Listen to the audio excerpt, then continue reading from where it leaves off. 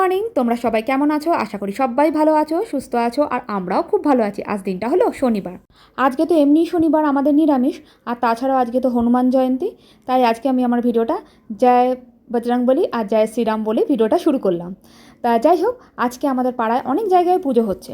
তা অনেক জায়গায় শুনলাম পুজো হচ্ছে, জানি না, একটু বেরোনোর কথা আছে যে একটু পুজো দিতে বা ঘরে একটু পুজো দেবো। এখনও অবধি বলতে পারছি না, আমার শরীরটাও তো ভালো নেই। তা যাই হোক, দেখা যাক কী হয় না হয়। আর আমাকে গুনগুন দুদিন আগে ওকে করে খাইছিলাম এটা, তা ওর খুব পছন্দ হয়েছে। তা আমি ভাবলাম যে সকালবেলা ওকে তাহলে করেই খাওয়াই, ও আবার রবিবার সকালবেলা চলে যাবে। আগামী দিন তো আবার নীল ষষ্ঠী। তোমরা কারা কারা নীল ষষ্ঠী করো অবশ্যই কিন্তু কমেন্ট করে জানিও। আমি তো করি, এবার বলতে পারছি না এখনও অবধি আমি করতে পারবো কি পারবো না। তো যাই হোক, আর এদিকে দেখো মিঠি, গুনগুন, শুভ্রজিৎ সবাই উঠে গেছে। শুভ্রজিৎ একটু কাজ ছিল, সেই কাজের জন্য বেরিয়েও গেল। আর এদিকে দেখো ঘুম থেকে উঠে এই গরমের মধ্যে কে বোরোলিং মাখে ঠোঁটে তোমরা জানিও। মিঠি যে মানে রাত্রেবেলাও মেখে শোয়, দিনের বেলাও মেখে শোয়।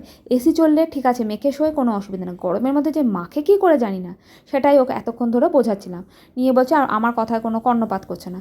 আর মিঠি যে বদমাইশ, তারই একখানা মিঠি এখন ডেমো দেবে। দেখো এত বদমাইশ দেখবে, এ দেখো মেয়েটা খাচ্ছে, তার মধ্যে এরকম ডিস্টার্ব করলে কার ভাল লাগে বলো? ওর থেকে যে অত বড় দিদি, ও প্রচণ্ড বদমাইশ, জানো না? এটাই গুনগুন মানে রেগে বোম হয়ে গেছে। বল আমি কি আগে থেকে করলাম? মানে দুজনের পেছনে সব সময় প্রতিটা মুহূর্তে এমনি করে লেগে থাকে। তাই যাই হোক, আজকে রান্নায় কী করেছি, রান্নায় করেছি আলু ভাজা, একটা কুমড়ো আলু দিয়ে আর পুঁই শাকের ডাঁটা দিয়ে একটা তরকারি, আর করেছি হলো গিয়ে ভেন্ডি আলু দিয়ে একটা মশলা দিয়ে তরকারি। আর ডাল করবো কিনা এখনও ভেবে পারছি না, কেন করতে আমাকে হবেই, কারণ শুভ্রজিৎ আবার ডাল ছাড়া খেতে পারে না, এদিকে আবার মিঠিও তাই। তা আজকে এটাই করেছি। আর জানি না এখন অবধি পুজো যেতে পারবো কি না, শুভ্রজিৎ কিন্তু এখনও ঘরে আসেনি। তা যাই হোক, এখন আমরা চলে এসেছি বোনের বাড়ির এখানে। আজকে সন্ধ্যেবেলা একটুখানি বেরিয়ে পড়েছি কেন, শুভ্রজিতের সাথে একটু আমরা ঝগড়াঝাটিই হয়েছে।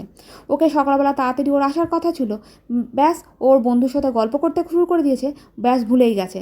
তার মধ্যে আজকে আমার আর পুজো দেওয়া হলো না, সেই জন্য একটু ঝগড়াঝাটি হয়েছে। আজকে ওর কাছ থেকে তাড়াতাড়ি বাড়ি চলে এসছে, নিয়ে এসে আমাকে বলে যাবে রিয়মদের বাড়ির ওখানে। ওই কথা শুনে লোভ আর সামলাতে পারলাম না, সেজন্য বেরিয়ে পড়লাম। মিঠিকে আর নিইনি, গুনগুনকেও নিইনি, ওরা দুজন ঘরে আছে। আর আমি আর শুভ্রজিৎ বেরিয়ে পড়লাম, কেন রিয়মদের এখানে বেশ বড় করে পুজোটা হচ্ছে, আর ঠাকুরের ওখানে অতটা ঢুকতে আমি পারলাম না।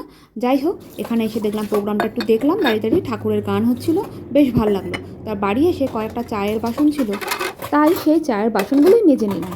তা যাই হোক, আজকে আমাদের বাড়িতে এসছে আমার শাশুড়ি মা। তোমরা এতক্ষণ হয়তো মাকে দেখতে পাওনি, তোমরা ভাববে মা কোথায় ছিল।